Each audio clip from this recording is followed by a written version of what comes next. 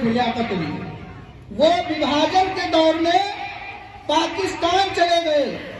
फिर जो है 389 लोगों का चयन हुआ 1946 में, जब पाकिस्तान और बांग्लादेश का विभाजन हो गया।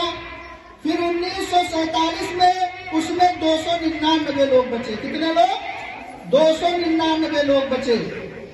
फिर 26 जनवरी 1950 को पूरा संविधान बन करके जब तैयार हुआ तो उसमें 284 लोग बचे। कितने लोग?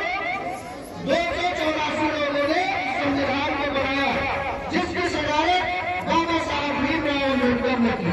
बाबा साहब भीमराव अम्बेडकर को कौन नहीं जानता है? बाबा साहब भीमराव अम्बेडकर के बहुत एहसान है इस हिंदुस्तान के ऊपर। उनके जैसा विद्वान आदमी, उनके जैसा अक्लमंद आदमी, उनके जैसा पढ़ा लिखा आदमी उस दौर में कोई नहीं था। इस वजह से बाबा साहब भीमराव अम्बेडकर की सदारत में एक कमेटी जो गठित हुई, उसमें जो है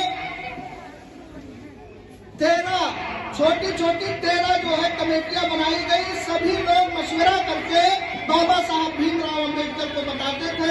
उसके बाद सभी लोग बैठ करके कानून लिखते थे और वो कानून लिखते लिखते 26 वो कानून लिखते लिखते जो है 2 साल 11 माह 18 दिन के अंदर भारत का संविधान बनकर के तैयार हो गया।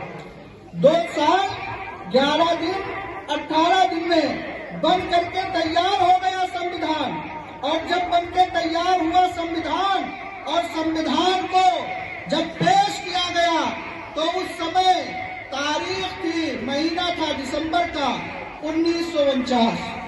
दिसंबर माह 1949 के अंदर संविधान हमारा बनके तैयार हो गया और 1930 से यह झंडा फहराया जा रहा है 26 जनवरी को। तो वहां पे जो है पंडित जवाहरलाल नेहरू ने कहा कि हम 1930 से झंडा फहरा रहे हैं 26 जनवरी का, और 2 महीने की बात है, 2 महीने के बाद 1950 आ जाएगा, 26 जनवरी आ जाएगी। अगर आज इस संविधान को हम लागू करते हैं तो ये हम 26 जनवरी को 1930 से सदियों से कई सालों से जो हम झंडा फहराते चले आ रहे हैं, ये झंडा फहराने का हमारा मकसद खत्म हो जाएगा।